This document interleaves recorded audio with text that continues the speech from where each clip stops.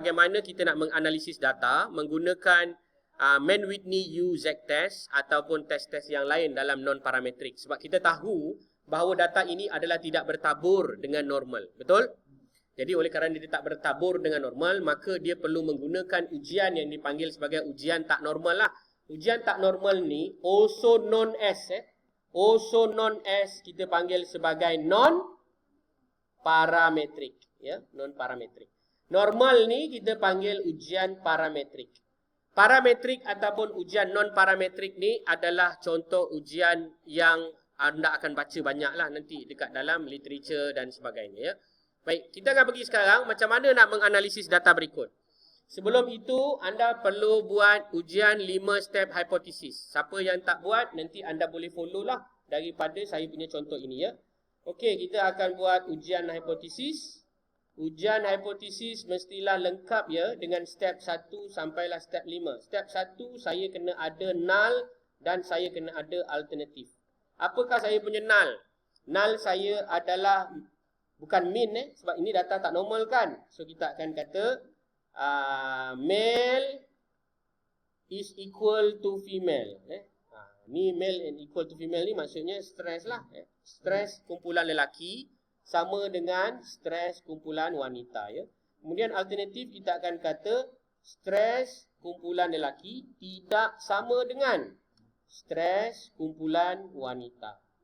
Baik, sebelum saya pergi lebih jauh, ada bagus saya ceritakan anda tentang direction. Okey, dengar baik-baik. Apabila anda nampak perkataan sama dengan ataupun anda nampak perkataan tidak sama dengan, kedua-dua ini membayangkan direction. Ya. Dalam ujian hipotesis alternatif. Okey, dengar baik-baik. Bila kita kata sama ataupun kita kata tidak sama, maka kita merujuk kepada dua hujung. Dua hujung ataupun kita panggil sebagai non-directional. Kenapa saya kata non-directional? Sebab kita kata tidak sama je. Kita tak cakap pun siapa yang lebih besar, kita tak cakap pun siapa yang lebih kecil. Jadi kalau tuan-tuan dan perempuan membuat ujian hipotesis yang dalam bentuk eksperimen, ni sebagai contoh sahaja, maka tuan-tuan dan perempuan akan buat seperti ini. Ni contoh yang kalau buat dalam eksperimen ya. Stres lelaki lebih besar daripada stres wanita. Perkataan lebih besar daripada ini menunjukkan ini adalah alternatif hipotesis yang mempunyai direction ataupun kita panggil sebagai directional hypothesis. Faham ya? Kalau anda nampak tadi saya just buat there is a significant difference. There is a significant difference. Saya tak cakap pun there is a significant difference more stress male when compared to female. Saya tak cakap demikian sebab ini bukan ujian hipotesis di dalam makmal. Betul? Sebab anda semua di dalam makmal ke di dalam dewan? Di dalam dewan ya. Jadi ini bukan makmal. Faham ya? Sebab kalau kita control environment tu, anda nak buat ujian, itu cerita lain. Baik, step pertama, khalas. Step yang kedua, jumhur ulama' mencadangkan bahawa kita akan menggunakan alpha 0.05. Ini daripada Fisher lah. Saya nak cerita lebih lanjut dia punya teori, nanti anda pening. Anda ingat je lah, paling bagus, lebih rendah daripada 0.05. Boleh tak nak buat 0.1? Jawapan dia boleh. Tapi Fisher bagi tahu, sekurang-kurangnya 0.05. Fisher ni salah satu the father of the statistical probability punya teori dia buat statistical probability lah. Oleh yang demikian maka adalah tidak sesuai anda pergi lebih daripada 0.05. Nak pergi kurang boleh. Contoh, anda buat ujian antara lelaki dan perempuan yang stres ini, anda kurung di dalam dewan ini sebagai contoh selama-lamanya. Selama 1 semester, duduk je dalam dewan ni, belajar je macam tikus putih. Maka itu ujian eksperimen. Nak tengok anda punya stres daripada hari pertama, sampailah hari yang anda pun akan terus tak jadi orang lah kan. Contoh. So yang itu, anda boleh gunakan alfa yang lebih rendah. Alfa yang lebih rendah ni, contoh kalau kita buat ujian macam dengan tikus lah kan, maka kita akan less than 0.01. Ni P value ni anda pernah nampak dalam ujian eksperimen lah biasanya. Ataupun 0.001. Ataupun ujian-ujian yang seperti mana anda tengok dalam iklan. Pembersih ini boleh membunuh 99.99%. Apa maksud dia? 99.99%. Berapa alfa dia? Siapa tahu? Alfa dia adalah 0.001. 0.01 lah kan. Itu alfa dia. Macam mana dia dapat 0.01? Dia boleh membasmi kuman begitu jitu sekali. Sebab dia buat eksperimen tu dekat mana? Tandas awam ke? Dia buat dekat dalam makmal. Pandai pun. Kalau berani, gunakanlah bahan itu ke dalam bilik air di masjid-masjid yang berkenaan. Contoh. Barulah kita tahu dia pesan kita. Faham ke tak apa yang saya faham ni? Tak faham. Bagus. Step 3. Ya. Step 3 adalah run ataupun calculate and report. Apa yang kita nak report ya? Yang kita nak report adalah Z value dan kemudian kita nak report adalah SASYMP. Yang ini dipanggil sebagai asymptotic significant. Ataupun jika tuan-tuan dan puan-puan perasan perkataan-perkataan ditulis itu sebagai tail lah, tail, echo. Itu menunjukkan bahawa nilai P kat sini adalah P value. Okey, jelas? Kemudian kita ada step yang keempat. Step yang keempat ni saya dah bagi tahu tadi. P less than alpha, reject. Kemudian P more than alpha, fail. Fail apa? Fail to reject. Okey, kemudian step yang kelima adalah kita akan buat conclusion. So kita akan buat conclusion. There is, apa dia? Sama ada there is no or there is a difference. So mari kita buat sama-sama. Saya percaya tuan-tuan dan puan dah buat, tapi saya percaya juga tuan-tuan dan puan buat dan tuan-tuan dan puan mungkin tak buat seperti mana yang saya buat. Saya tunjukkan sekarang. Cara dia anda pergi kepada analyze, anda pergi kepada apa yang dipanggil sebagai non-parametric test, legacy dialog, anda pergi kepada two independent samples. Okey, pergi kepada two independent samples. Kemudian saya akan tekan butang reset dan saya akan masukkan test variable saya. Ada kawan-kawan kita yang tersilap masukkan. Dia akan masukkan sebelah atas. Tak boleh lah. Sepatutnya test variable ni adalah numeric data yang berkenaan. So numeric data berkenaan adalah stress score. Di mana stress score ni kita tahu dia tidak normal. Macam mana kita tahu dia tak normal? Sebab kita dapat ujian normality tadi. Betul tak? Kita dapat ujian normality dan kita dapati bahawa ujian normality ini menunjukkan bahawa skewness, kurtosis, kalmogirov, Smirnov dan juga Shapiro-Wills ada tidak mematuhi piawaian untuk dia menjadi data yang normal. Therefore, we are going to use the non-parametric approach. Okey, selepas itu kita akan masukkan another thing yang kita namakan sebagai jantina dan masukkan dalam grouping variable iaitu define variable as 1 and 2. Macam mana boleh dapat 1 and 2? Because we already define inside the male composites of the 1 and female is composite of 2. Kemudian kita akan pergi kepada paste lah ataupun anda boleh tekan butang OK. After you are going to click that one, therefore the output are going to be generated like this and then you are going to highlight it and then proceed with the button lah. So kita dah klik button. Button yang berkenaan telah menunjukkan bahawa nilai Z kita adalah negative 2.017. Kemudian kita dapati nilai asymptotic significant dia adalah 0.044. So therefore I'm going to ask you whether ini adalah lebih ataupun kurang daripada alpha. Lebih ataupun kurang daripada alpha. Kurang daripada alpha. So kita akan reject ke fail to reject? Kita akan reject. Sebab dia adalah kurang daripada alpha. Therefore kita akan buat kesimpulan. Apa kesimpulan kita ya tuan-tuan dan puan-puan? Kita akan kata apa? There is nothing to be conclude because I'm so hungry. Tak There is significant There is a significant difference. There is a significant difference of stress level between male and female. Dia ada ayat dia lah lagi dot. Ni nanti saya ceritakan petang sekarang. There is a significant difference of the stress level between male and female at the point of level of significant P less than 0.05 where the levels of alpha is equal to 0.04 and then the Z value is minus 2.017. Nokta. Lepas tu the data show apa dia. Itu adalah cerita dia. Baik, setelah anda buat benda ni sebenarnya adalah tidak lengkap ya. Untuk makluman, jika anda hanya melaporkan demikian tidak lengkap ya. Kerana apabila anda membuat laporan bagi ujian-ujian hipotesis, so sekarang ni kita dah pergi pada table 3, hypothesis testing. Saya terus buat ujian ni. Contoh ni, hypothesis testing. So hypothesis ni kita pula kebetulan kita gunakan data yang non-parametric. Non-parametric. So dalam kes ni kita akan pakai Man-Whitney lah. Man-Whitney. So saya akan buat jadual. So macam mana jadual dia? Rupa bentuk paras jadualnya adalah akan bersirikan seperti berikut lah. So pertama kita ada variable. Okay, kedua kita biarkan tempat kosong. Ketiga kita akan letak sebagai median. Kemudian ketiga kita akan letak sebagai IQR. Kemudian di bawah ni jangan lupa letak 25th percentile. Dan di satu lagi kita akan letak 75th percentile. Okay. Yang pertama kita buat ujian perbezaan ya.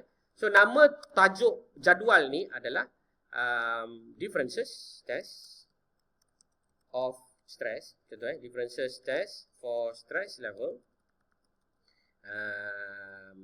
between specific variable. Contohlah, contoh. So specific variable dia, contoh saya ambil yang pertama tadi adalah gender. Betul? Kita ada male dengan female. Kemudian kita ada lagi specific variable kan? Apa contoh specific variable kita? Yang dua kumpulan. Selain daripada male female ni apa? Selain daripada gender apa yang dua kumpulan? Katakanlah kahwin tak kahwin tadi kalau dia janda atau duda pun kita kata dia dah pernah kahwin lah kan. As long as dia pernah kahwin, kira kahwin lah tu. So kat sini kita tulis apa? Marital status. Have married experience or not lah. Sebab apa? Kita nak jadikan dia dua kumpulan. Contoh, have married, not even married. Not even married. Halal tak halal tu cerita lain lah kan. Okey. Kat sini contohlah, ini contoh saja sebab nanti saya nak tunjukkan kepada tuan-tuan dan puan macam mana daripada 3 grup boleh jadikan 2 grup. Itu contoh. So sekarang ni kita nak letak median dan juga IQR bagi male. Tapi malangnya yang kita dapat bukannya median. Yang kita dapat adalah min rank. Ini yang tadi kawan kita sangat peka dan beliau nampak benda ni. Beliau kata macam mana kita laporkan min rank. Sedangkan sepatutnya kita kena bagi median. Betul tak? Jadi macam mana kita nak request the median analysis? Kita akan pergi kepada analyze. Kita akan, sebelum pergi pada analyze, anda akan pergi pada data dulu. Pergi kepada data, pergi kepada split file. Lepas itu kita akan pergi kepada compare group. Lepas itu kita akan compare group jantina. Tujuan kita buat ni adalah sebenarnya memberi arahan. Apa yang saya buat ni dan saya letakkan ayat ini adalah untuk memberikan arahan. Saya ulang lagi sekali, caranya data, split file, anda akan pergi kepada ayat yang dipanggil sebagai compare group, masukkan jantina ataupun faktor yang anda ingin kaji. So dalam faktor ni saya ambil jantina, saya akan tekan butang paste. Dia akan masuk dekat dalam syntax. Tengok baik-baik. Step yang berikutnya, saya akan pergi pada analyze, descriptive dan frequency. Ini step yang kedua. Step ni saya dah ceritakan dah tadi mula-mula, tapi kali ini kita nak masukkan stress. Kita nak masukkan statistik. Kita tak perlukan min. Yang kita nak apa dia? Bandai, median dan juga quartile. Ini saja yang kita perlukan. Dan frequency table ni pun kita tak payah. Kemudian kita boleh tekan butang paste. Selepas kita tekan butang paste dan buat segala-galanya, tolong pastikan anda mematikan arahan splitting tu. Maksudnya kita perlu matikan arahan split ni. Kalau tak, selepas line 53 ni, semua analisis kita, dia akan menganalisis secara lelaki dan perempuan. Faham tak? Sebab arahan ini tidak dimatikan. Bagaimana nak mematikan arahan itu? Anda pergi balik kepada data, anda pergi balik kepada split, anda bagi tahu analyze all cases, anda akan tekan butang paste. So dia tulis perkataan split file off. Nampak tak? Ini dia punya konsep.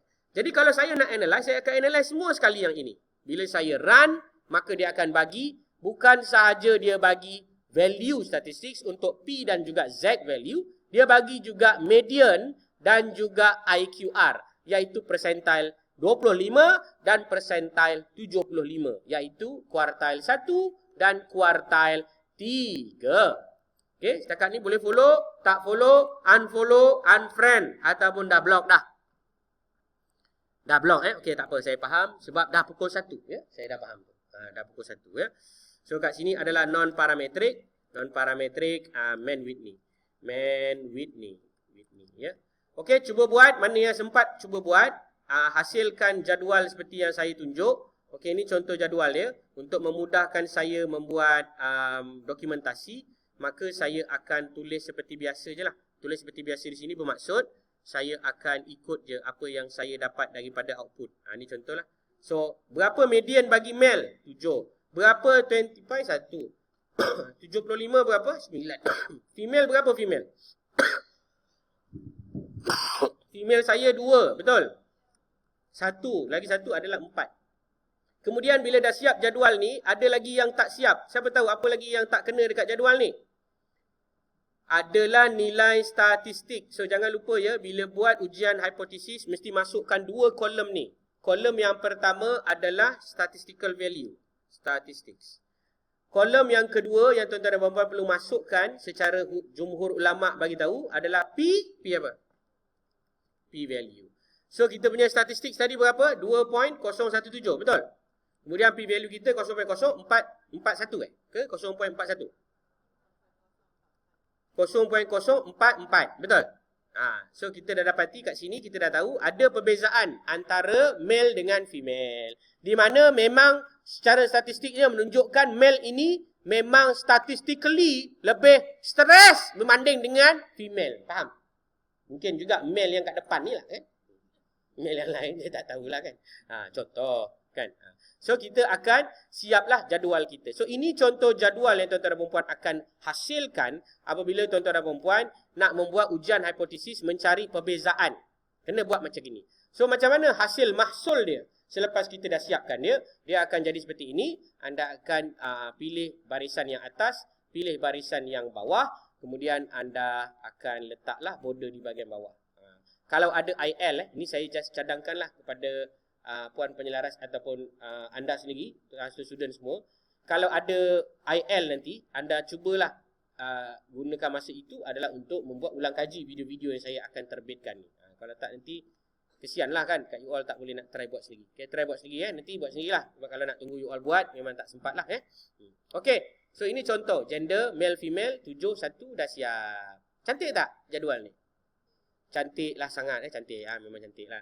So nanti tuan-tuan puan bila buat penyelidikan, inilah contoh kaedah laporan yang anda kena lakukan. Saya akan bagi contoh ni lah sebab saya tahu semua sekali memang tunggu je. Tak apa, dia akan buat je semua. Nanti lah dia bagi juga kat kita tu. Tak apa, tak payah buat apa-apa. Kita buat bodoh je. Okay, ada apa-apa soalan tak nak tanya? Okay, selepas ini kita akan berehat seketika bersama dengan makanan-makanan kegemaran tuan-tuan dan perempuan. Sila pastikan hadir kembali lebih kurang pukul 2++ lah. Kita rehat pukul apa, nanti kita sambung selepas tu lah. Solat semua kan, awak nak solat mana? Solat apa, jamaah? Oh tak, saja je bahan. Saya mungkin nak solat kat Putrajaya jadi jauh sikit. Tak adalah, kurang juga. So saya cadang kita masuk balik dalam pukul 2.10, 2 suku macam tu. Okey, saya minta oleh kerana saya tangguhkan sekarang dan anda boleh masuklah sebab waktu yang saya cadangkan tadi. Saya mohon anda cuba buat untuk perkara yang berikut. Pertama, tolong buat ujian perbezaan untuk 3 kumpulan. 3 kumpulan 3 kumpulan. Non parametrik benda yang sama macam tadi tapi 3 grup Pergi dekat analyze, non parametrik, pergi dekat legacy dialog, pergi dekat K independent. Yang ini adalah K independent ni Kruskal Wallis. Cara nak guna dia sama je. Masukkan stress tapi grouping variable ni masukkan bangsa. Define range. Kita tahu kita punya bangsa tadi ada nombor 1, nombor 2, nombor 3, nombor 4. So masukkan 1, maksimum kita adalah 5. Itu sahaja. Kemudian tekan butang OK ataupun reset. Tapi jangan lupa untuk tekan butang apa tadi? Paste. Bukan saja paste, kita kena hasilkan perbezaan yang berkenaan untuk median bagi Melayu, median bagi Cina dan India. Okey, nanti boleh fikir-fikirkanlah macam mana nak buat. Saya just ulang balik, pergi pada data, split file, anda akan compare group based on bangsa, kemudian anda buatlah seperti yang saya tunjukkan. Tetapi jika anda pemalas, ni contoh kepada pemalas-pemalas semua. Contoh kalau ada yang pemalas seperti saya. Contoh misalnya contoh. Katakanlah saya ada satu lagi variable yang ada 2 kumpulan. So apa yang saya akan buat? Saya akan tukar nama variable saja. Nampak tak? That's why saya ajar kamu sintaks. Maknanya contoh, dekat sini kalau kamu tengok variable, ada tak yang 2 kumpulan tak ada lagi dah 2 kumpulan melainkan lelaki dan sebagainya ni kan. Katakan saya kata tadi bujang, katakan saya nak tengok antara bujang dan berkahwin. Janda ni saya tak nak analyze. Saya nak tengok bujang dan berkahwin. Jadi bujang 1, berkahwin 2. So maknanya dia adalah X berapa? X5. So saya akan pergi dekat sintaks saya akan tukar X1 ini kepada X5. Dan kemudian saya akan asingkan X1 ni tadi kepada X5 juga. Nampak tak? Jadi hanya dengan menukarkan nama variable seperti itu, saya boleh run balik data ni, akan still memberikan perbandingan antara yang bujang dan yang dah berkahwin. Tengok bujang lebih stres berbanding dengan yang dah berkahwin. Maknanya lagi banyak kahwin ataupun banyak kali kahwin ke apa ni? Statistik ni bagus ni. Oh, maknanya yang dah berkahwin kurang stres, yang bujang stres. So kalau macam saya yang dah kahwin ni, boleh kahwin lagi kot. Lagi kurang stres. Mungkin lah kan. Atau mungkin salah. Okey, so kat sini contohlah tuan-tuan dan perempuan akan nampak yang saya maksudkan tadi. Okey, so tolong buat